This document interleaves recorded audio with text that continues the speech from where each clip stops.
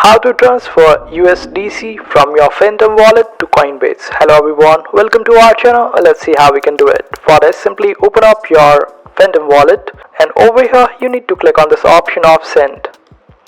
Now type USDC and select USDC over here.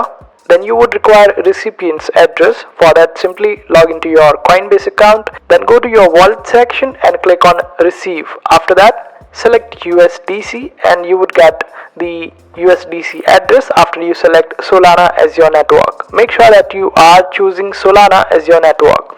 After that, paste the address over here, type the amount that you want to withdraw, click on next, and after that click on send. And this is how you would be able to send USDC from your Phantom wallet to your Coinbase account. And this is how you do it. I hope this video was helpful. Make sure to hit that like button and also subscribe to our channel for more helpful videos.